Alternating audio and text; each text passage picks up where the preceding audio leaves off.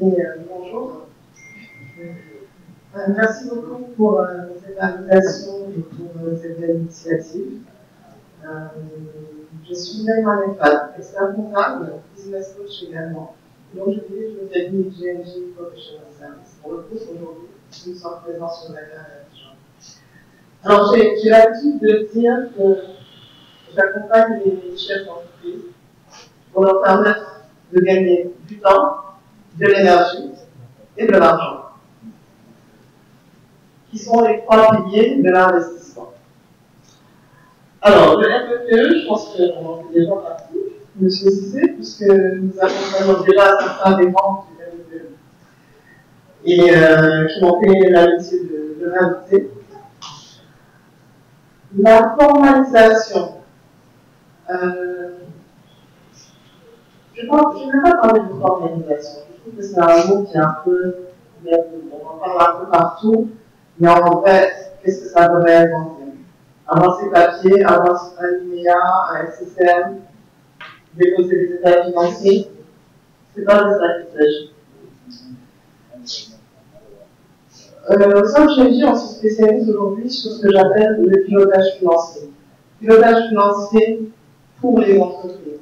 Pourquoi le pilotage financier? Parce que pour maîtriser ces chiffres, pour avoir des reportings planifiés concrets, il faut une bonne organisation, il faut les personnes ressources, il faut des outils et une stratégie de développement structuré. Et sur l'ensemble de ces piliers, il y a des exercices qui existent, dans notre pays bien sûr, ou ailleurs, que les entrepreneurs peuvent solliciter pour structurer et développer leur activité.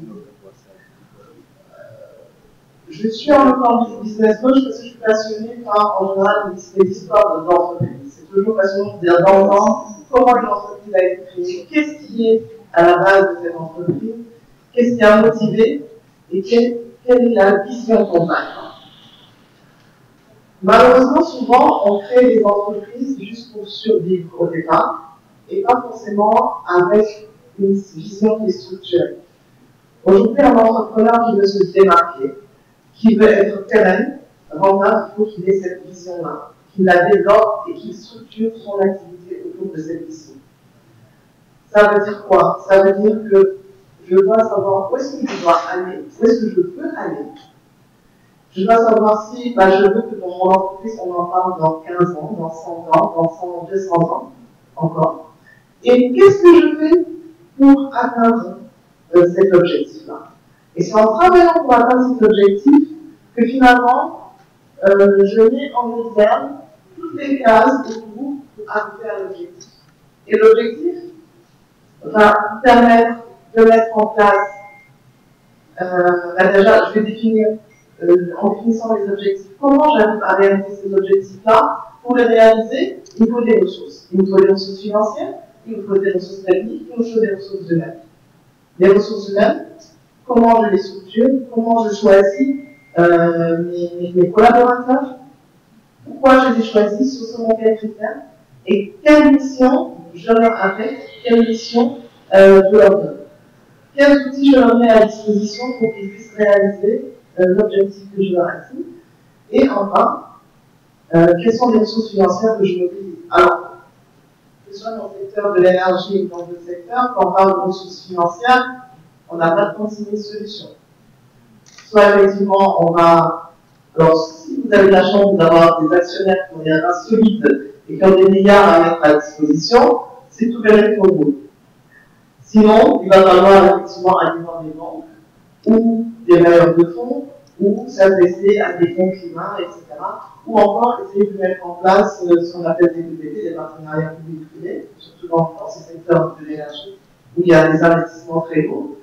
Et dans ce cadre-là, il faut structurer. Donc, on revient un peu au même schéma. On a besoin d'organisation. Au début, quand les gens se lancent, souvent, ils se lancent parce qu'ils ont une idée et ils se précipitent sur la réalisation de cette idée. On essaie de vendre d'abord et on continue de vendre, on s'organise pour vendre. Mais vendre très rapidement devient insuffisant. Il va falloir avoir à côté de soi, soit auprès de, parmi vos actionnaires, vos collaborateurs, des personnes ressources qu'on a quelqu'un qui structure la finance, il faudra quelqu'un qui structure le marketing, il faudra quelqu'un qui structure, je ne sais pas, les ressources humaines. Le chef d'entreprise ne peut pas être un homme orchestre. Il va l'être au début, il peut l'être au tout début, mais il faut que très rapidement il s'entoure, il se fasse accompagner pour structurer de manière claire et organisée et se dégager du temps pour aller faire de la stratégie, pour aller faire du commercial et développer son entreprise. En tant que coach, on dit que l'entreprise doit être une activité commerciale rentable, pérenne et qui fonctionne sans le chef d'entreprise.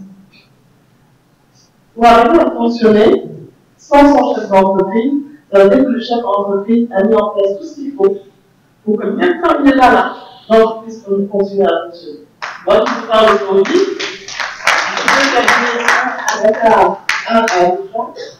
je suis ici à Dakar, l'entreprise d'Abidjan continue à fonctionner, elle est à fermer. Et vice-versa, continue à fonctionner. Donc, je pense que les chefs d'entreprise aujourd'hui, souvent ce sont des rêveurs. Ils veulent réaliser quelque chose. Ils veulent en mettre en place quelque chose. Ils ont une histoire à raconter. Et cette histoire-là, quelque part aussi, qui leur permet de vendre leur activité. Parce que nous ne le rendons pas. Nous réalisons tous aux émotions. Pas forcément à la logique. Et c'est cette émotion-là qui fait vendre. Et derrière cette émotion, construisons des entreprises pérennes, réfléchissons à la structuration. Maintenant, la loi, la fiscalité et autres, oui, bien sûr, on est dans des environnements très fiscalisés, nécessaires. Mais je crois que, là encore, quand on sait comment s'y prendre, on peut en tout cas progresser de manière step by step et peut-être essayer d'avoir des trucs et astuces qui nous permettent de travailler dans cet environnement en respectant les lois, mais tout en faisant attention à ces obligations. Aujourd'hui, ces obligations, qu'elles soient fiscales, sociales ou autres, elles participent aussi au développement du pays. Donc, on ne peut pas être un acteur économique et se dire qu'on va pas payer des impôts. Donc, les gens ne vont pas répéter ça, mais c'est la réalité du terrain. Maintenant, je suis d'accord que cette fiscalité, elle est trop importante et qu'il y a une trop petite partie des acteurs qui la supportent pour la vitalité du pays. Et c'est ça qui est difficile aujourd'hui. Donc, il faut trouver des voies, des moyens. Et je pense que chacun d'entre nous, en tant que citoyen déjà, nous pouvons voilà, mettre notre pierre à l'édifice pour que les choses aillent beaucoup mieux. Enfin, le conseil que je donne aux chefs d'entreprise, c'est vraiment d'avoir la sagesse de se faire accompagner quand ils n'ont pas la compétence à l'interne. C'est la seule manière d'arriver à structurer correctement et à atteindre nos objectifs. Merci beaucoup.